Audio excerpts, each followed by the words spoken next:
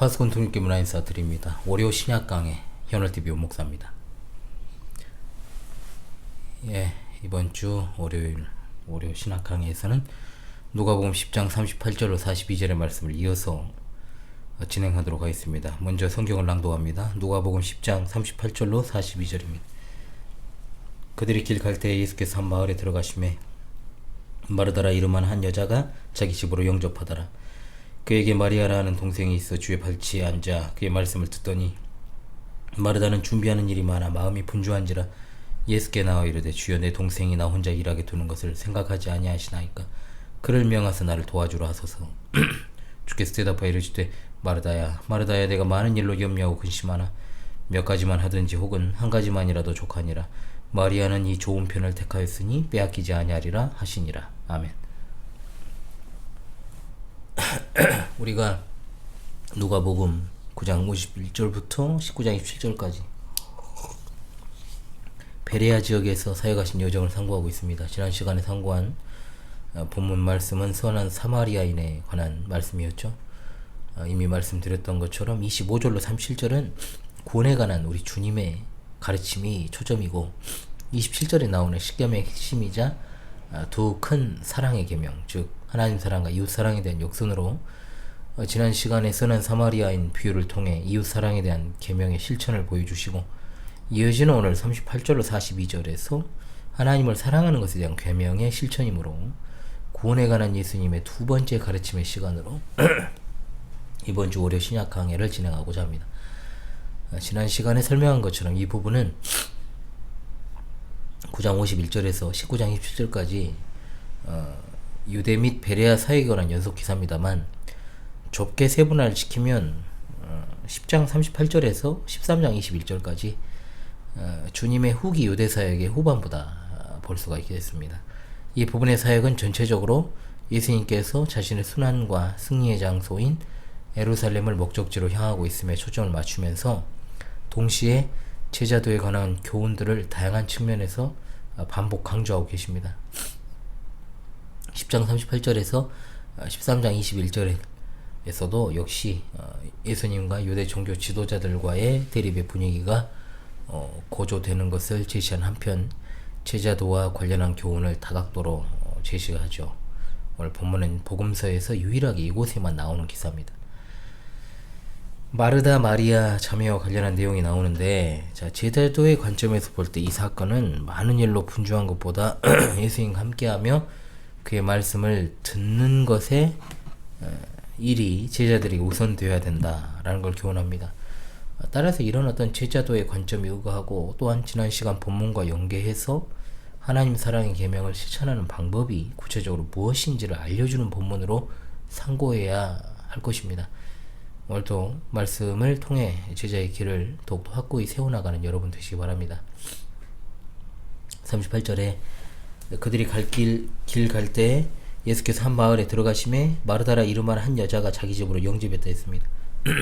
한 마을에 대해서 누가복음의 본문은 구체적으로 밝히지 않지만 요한복음의 그 마을은 베단입니다.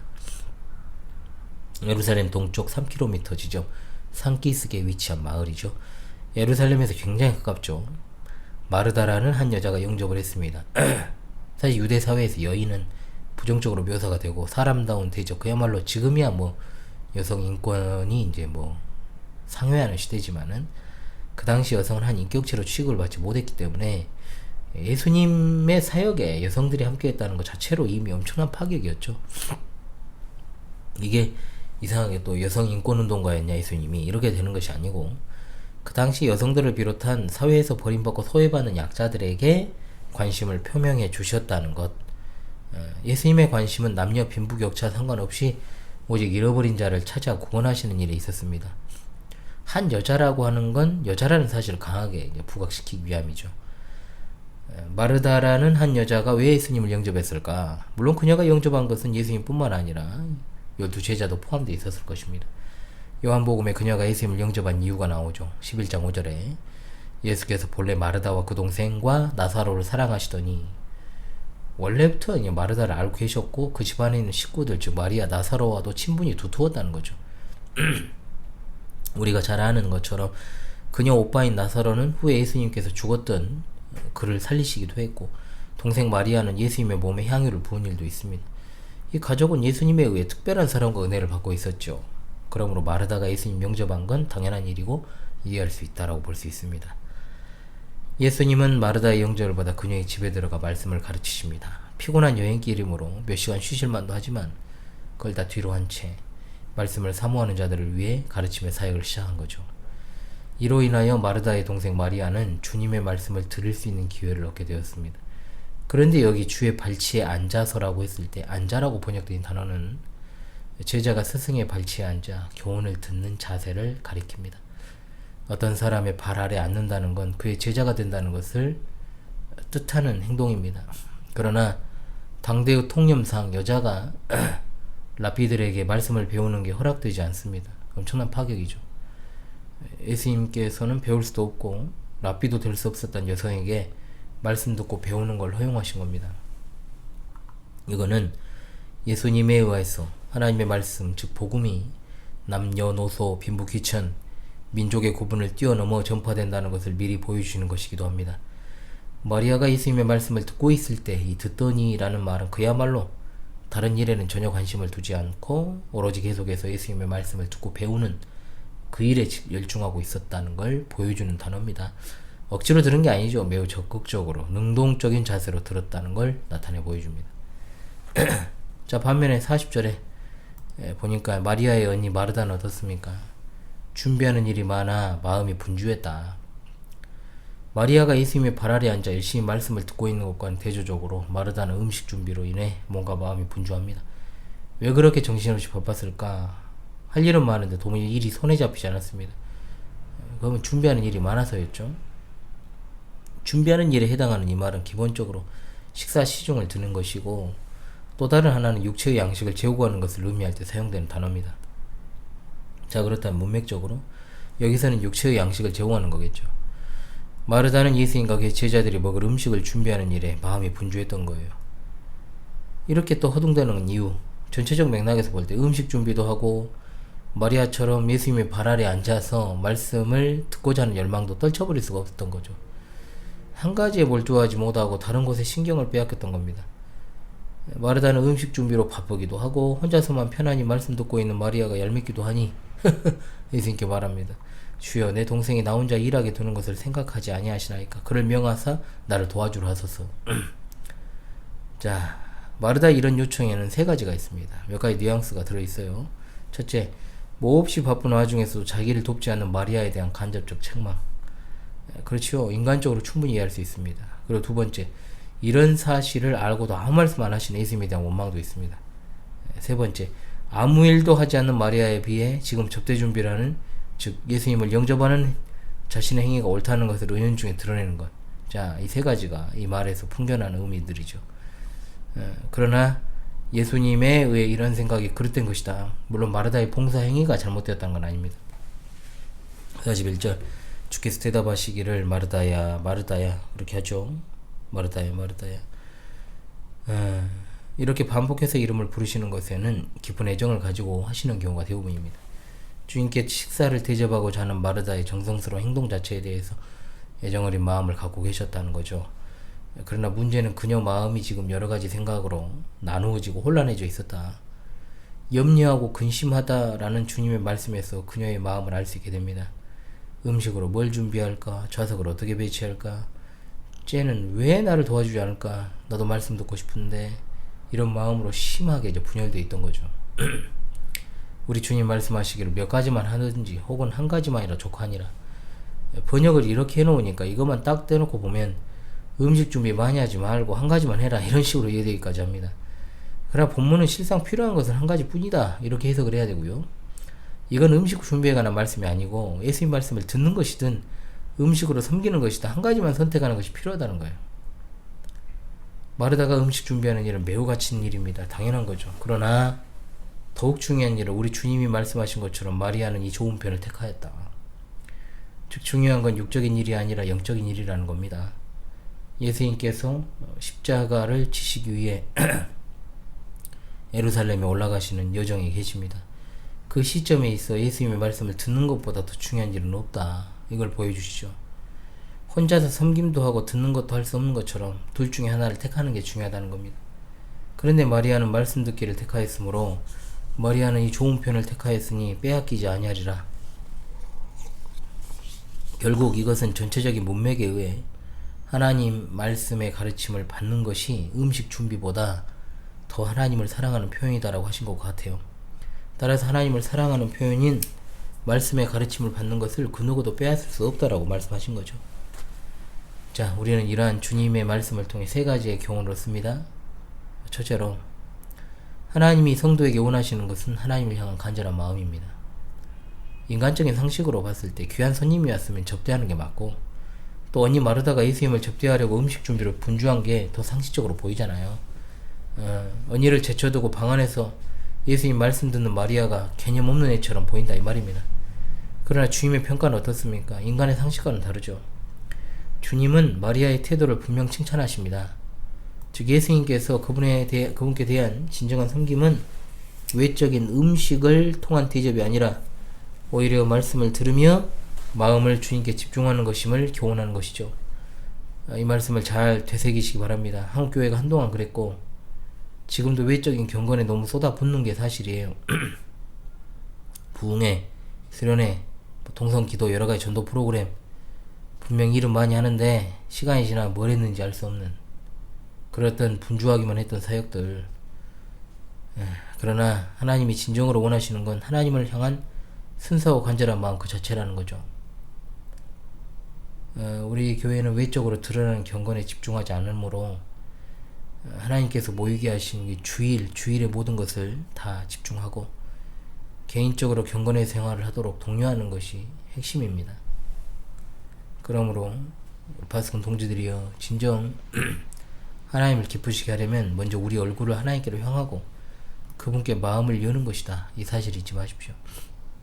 우리가 외적으로 많은 봉사와 섬김을 한다 해도 우리 마음이 하나님께로 향해 있지 않고 흩어져 있으면 그건 결코 바람직한 일도 아니고 또한 하나님께서 기뻐 받으시는 마음이 될 수 없다는 것을 기억하십시오.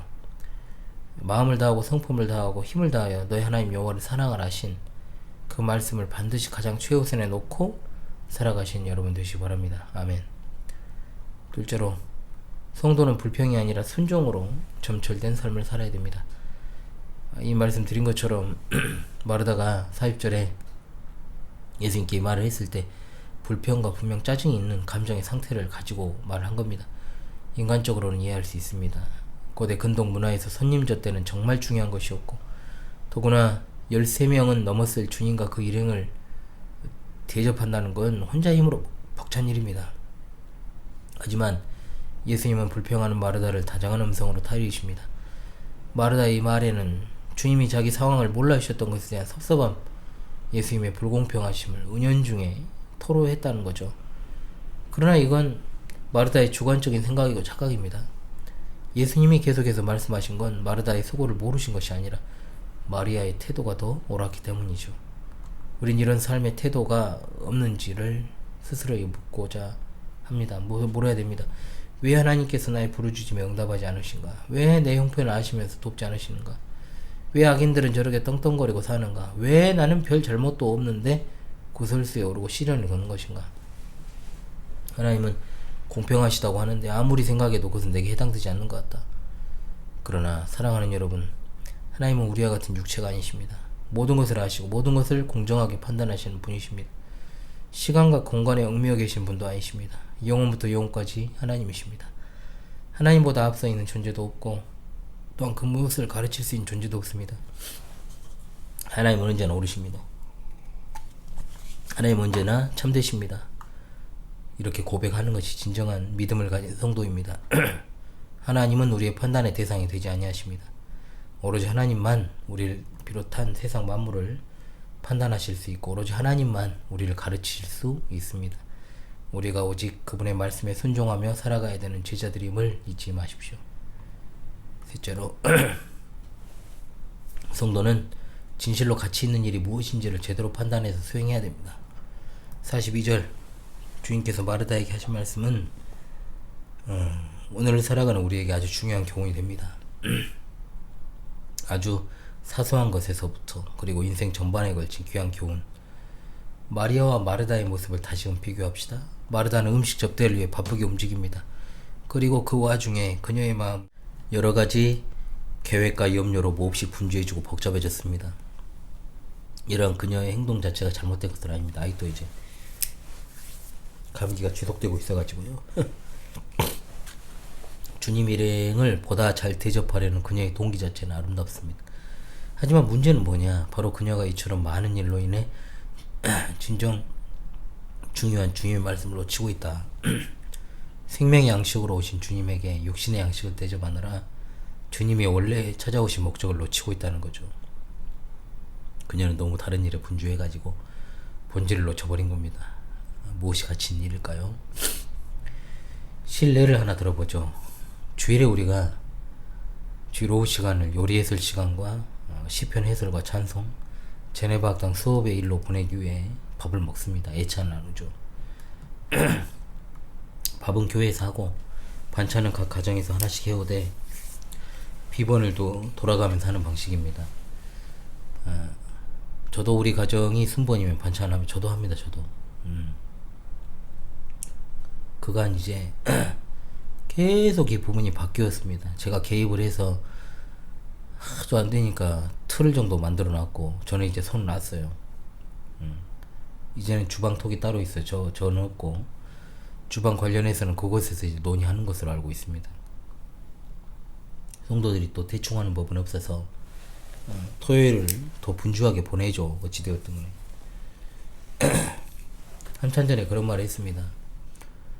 만일 너무 바쁘고 분주하고 몸이 힘들어 마음이 흩어지고 그러면 예배에 집중이 안 될 정도의 상황에 준비하지 마라. 그냥 차라리 사 먹든지 라면 끓여 먹으면 된다고. 최근에 한 말이 아니고 초창기 때부터 한 말이에요. 음식 준비하는 일은 본질이 아니잖아요. 본질은 예배와 말씀에 집중하지 못하는 그런 일 없어야 된다.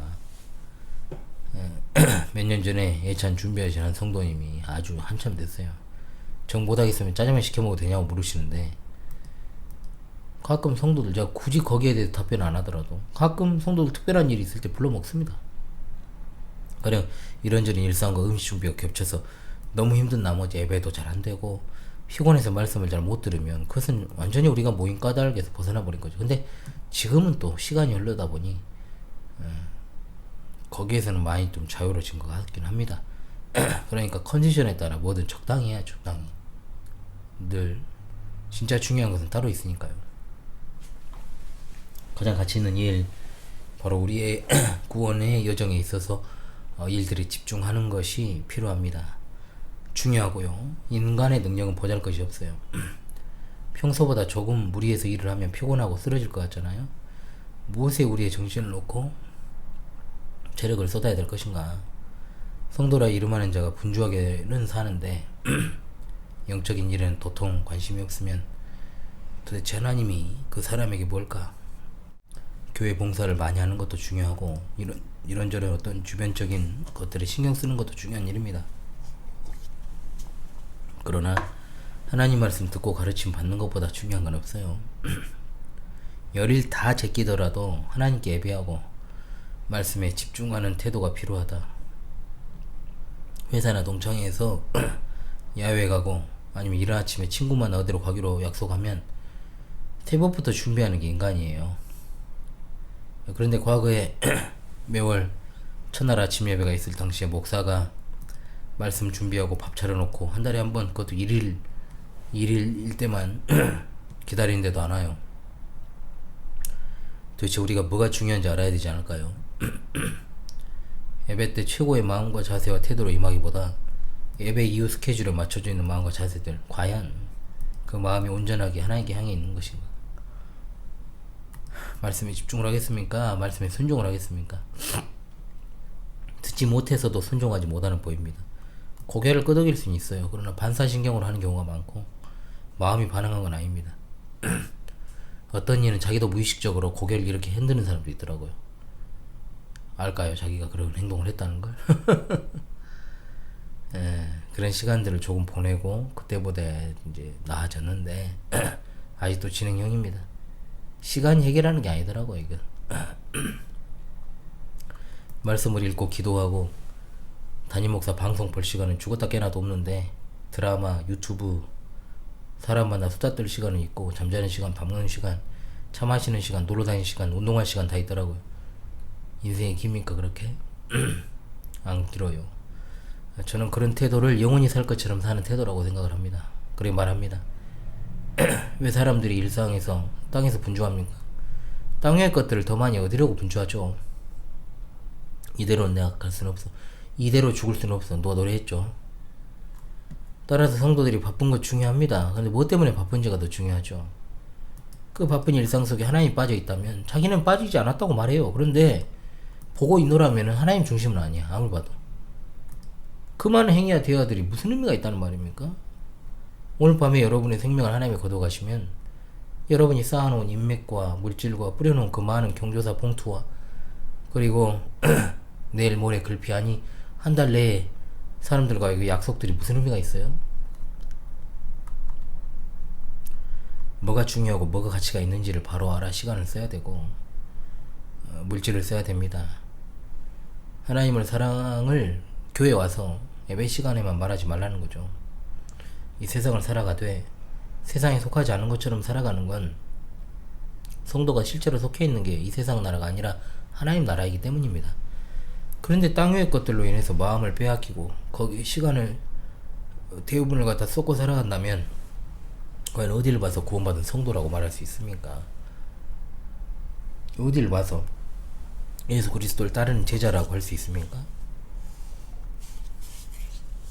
구원은 오로지 하나님의 전적인 은혜라고 우리가 배웠고 믿고 우리가 구원받은 성도로서 또 여러분 이 월요 신약 강의 시간 그리고 매주일 앉아있지 않습니까? 그러나 그렇다고 해서 아무런 행위가 수반되지 않고 그저 그것을 고백적으로 인정하는 데서 그치는 것이 과연 진정 구원받은 성도의 자세인가 물어봤을 때 아니죠. 분명 그건. 너희는 말씀을 행하는 자가 되고 듣기만 하여 자신을 속이는 자가 되지 말라. 영혼 없는 몸이 죽은 것 같이 행함이 없는 믿음은 죽은 것이라. 사람이 많이 있는 큰 교회에만 겉절이가 있을까요? 쭉정이들이 있을까요? 정말 우리처럼 몇 되지 않는 작은 교회에도 겉절이도 있고 쭉정이도 있습니다. 그냥 아닐 거라 생각하는 거죠. 지금 함께하고 있다면 언젠가는 변화되겠지. 그렇게 목회를 하는 것이지 몰라서 마음 졸이고 괴로워하고 눈물 흘리는 건 아니니까. 그러나 구원의 유무를 결정하는 게 제가 아니라 하나님이시므로 겸손하게 입을 다물고 인내하는 것 뿐이에요. 모일 자를 모으시고 흩을 자를 흩으시는 하나님 섭리도 잘 압니다. 여기 있는 현월TV 윤목사가 살다 보니까 어쩌다 목사가 되었다고 생각하십니까? 제가 이렇게 있는 이유가 다 있습니다. 그러나 알곡과 쭉정이를 가려내 분별하는 것도 목회의 사명이기 때문에 언제나 알곡을 대하는 심정으로 쭉정이를 가려내는 설교 역시 하는 것입니다. 가르침도 하고요. 사람의 귀에 듣기 좋은 말로 하는 설교는 설교가 아니기 때문에 그 영혼에 아무런 영향을 줄 수가 없죠. 대충 예배만 하고 그냥 주일에도 그냥 밥만 먹고 그냥 헤어져 버리면은 그 자체로는 뭐 여유가 생긴 주일이 될 수도 있겠지만 무슨 의미가 있을까요 그게? 여러분 땅 위의 일들로 염려하지 않을 수는 없지만 지나치게 염려하지 마십시오. 여러분 영혼의 올무가 됩니다. 목사가 영혼들 때문에 괴로워하는 것에 대해서도 염려하지 마십시오. 그것이 목사의 일이니까 또 힘들어도 털고 인내하고 또 성령 하나님의 은혜로 새롭게 시작하는 거죠. 성도가 이 땅을 살아가는 법은 뭘까요? 일단 먹을 것과 입을 것이 있으면 족한 줄 아십시오. 나머지 인생의 자원은 하나님이 주신 보너스입니다. 모두가 다 말씀과 사랑의 실천에 힘쓰는 여러분 되십시오. 죄송합니다. 목이 좀 안 좋네요. 또 이 세상 사람들에게 그리고 교회 안에 외적인 회원권만 가지고 있으며 온통 세상에만 관심을 쏟고 있는 소위 교회 다니는 불신자들에게 사람이 떡으로만 사는 것이 아니요 하나님의 입에서 나오는 말씀으로 산다는 진리를 증거하는 여러분 되십시오. 안 될 거라고 생각하지 말고요. 그거면 족합니다. 주위를 둘러보지 마시고 뒤도 돌아보지 마시고 오로지 가라 하신 한 길로 좁은 길 따라 앞만 보며 가십시오. 나머지는 다 하나님이 하실 일입니다. 우리가 신경 쓰고 우리가 가치 있게 생각해야 되는 건 오로지 하나님 말씀이 이끌어가는 삶을 살아가는 것입니다. 시편 119편 97절 말씀, 내가 주의 법을 어찌 그리 살아가는지요, 내가 그것을 종일 묵상하나이다. 아멘. 이번 주 월요 신약 강의에서는 한 자매지만 대조적인 두 여성을 통해 주님의 교훈을 받았습니다. 분주하게 음식을 준비하는 마르다도 옳고 차분한 모습으로 주님 말씀 경청했던 마리아도 옳지만 우리 주님은 말씀에 집중한 마리아를 더욱 칭찬하고 계신다는 걸 잊지 마십시오. 여러분, 성도란 이름이 참 무시되는 시대를 살고 있다 해서 그 본 뜻을 저버리고 그냥 살지 마십시오. 성도란 이름은 참 고귀한 겁니다. 이 성도들을 위해서 하나님의 아들이신 독생자 예수 그리스도께서 고난당하시고 십자가에 달려 죽으셨기 때문이며, 또 부활하시고 승천하시고 우편에 앉아 계시고, 또한 성도들은 심판주로 또 완전한 구원을 완성하시기 위한 구원의 완성자로 오시는 예수님을 손꼽아 고대하고 있기 때문입니다. 땅 위의 것들을 염려하지 말고 불평하지도 않고 살아간다는 거 불가능합니다. 그러나 지나치게 몰두하지 말고, 지나치게 염려하지 말고, 지나치게 슬퍼하지 마십시오. 낭비하지 마십시오. 하나님 말씀과 구원을 위해 집중하는 인생을 살아가십시오. 마지막 날 세상 영광은 다 바람처럼 사라져갑니다. 모든 세상 영광들이 사라져갈 때 남는 건 오직 예수 그리스도를 향한 우리의 믿음 하나뿐입니다. 아직도 깨달음이 없습니까? 영원토록 쇠하지 않는, 없어지지 아니하는 영생을 상속을 받아서 정말로 세상이 주는 잠시 잠깐의 복이 아니라 영원한 복을 누리는 여러분 되시기를 애끓는 심정으로 간절하게 소망합니다. 우리 주님 곧 오십니다. 할렐루야, 아멘. 목이 여전히 그렇습니다. 다음 주 이 시간에 다시 찾아오도록 하겠습니다. 지금까지 월요 신약 강의 현호TV 목사였습니다. 감사합니다.